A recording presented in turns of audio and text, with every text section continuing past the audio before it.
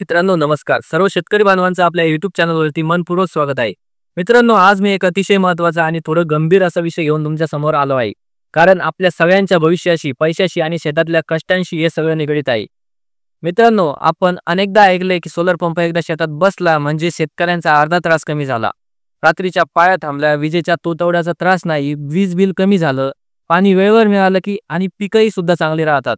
पण खरी गोष्ट इतकी सोपी नाही मित्रांनो. महावितरण आणि शासन सोलर योजनेच्या माध्यमातून खरं तर चांगला उपक्रम राबवत आहे, यात काही शंका नाही. पण सगळीकडेच गोष्टी योग्य पद्धतीने चालतात असंही नाही. आणि ह्याच कारणामुळे आज हजारो शेतकरी अडकून पडले आहेत.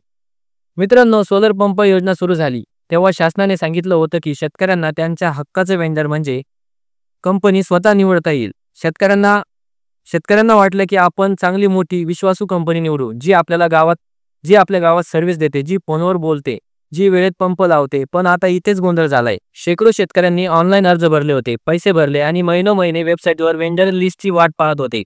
महिना गेला, 2 महिने गेले, मार्च गेला, एप्रिल गेला, आता जून संपायला आलाय. पण काहीच ठोस माहिती मिळत नव्हती. त्यातली गंमत म्हणजे काही शेतकरी असे आहेत ज्यांनी मुद्दाम काही कंपन्या निवडल्या नव्हत्या. का? तर त्यांना त्या कंपन्या शेतकऱ्यांना चांगल्या नाही वाटल्या. कुठं ऑफिस नाही, कुठं सर्व्हिस नाही, फोन केला तर उचलत नाही, फक्त कागदावर नाव आणि नंबर. अशीच परिस्थिती हजारो शेतकऱ्यांची झाली आहे. आता गोंधळ अजून वाढलाय कारण मागील काही दिवसापासून महावितरणाने ऑटोमॅटिक वेंडर सिलेक्शन सुरू केलंय. म्हणजे शेतकऱ्यांनी कंपनी निवडायची नाही, महावितरणच त्यांच्या नावावर एक कंपनी लावून टाकतंय. मित्रांनो विचार करा, आपण साधं किलोवर तांदूळ घ्यायचं म्हटलं तर त्याचा दाना पाहतो, मोकळा आहे का, वास कसा आहे, दर किती आहे हे सगळं पाहतो. मग इथे 4.5 लाखाचं सोलर पंप सिस्टीम आहे आणि आपल्याला कंपनी कोण, सेवा कशी, त्याचा पंप किती पाणी मारतो हेच विचारायला मिळत नाही. हे किती अन्याय आहे. बरं यात सगळ्यात मोठी भीती म्हणजे काय? कंपन्या बोगस निघाल्या तर पुढचं कोणाकडे जाऊन रडायचं? कारण त्या कंपन्याचं ऑफिस नाही, सर्व्हिस सेंटर नाही, फोन उचलत नाही. खूप शेतकऱ्यांचे अनुभव खूप वाईट आहे. काही कंपन्या आहेत ज्या शेतकऱ्यांना फक्त स्वप्न दाखवतात, पण प्रत्यक्षात पंप लावायचा 6 महिने लावतात. किंवा काहींचा सोलर प्लेट खराब होतात, काहींच्या मोटारी पाणीच उचलत नाही. तुम्हाला माहिती आहे काही पंप असे आहेत जे फक्त 40-50 फूट खोल पाणी उचलतात. पण आपल्याकडे विहिरींची खोली 100 ते 150 फूट असते. मग तो पंप कशाला उपयोगाचा? शिवाय काही कंपन्या सोलर प्लेट्स 500 वोल्ट, काही 535 वोल्टच्या असतात. पण नेमकी कामगिरी कोणाची चांगली आहे हे शेतकऱ्याला कसं कळणार? आणि इथेच शासनाने एक मोठा प्रश्न तयार केला आहे. शेतकऱ्याने स्वतःची कंपनी निवडायचा अधिकार ठेवला पाहिजे. कारण शेतकऱ्यांनी देखील आपल्या खिशातून पैसे भरले आहेत.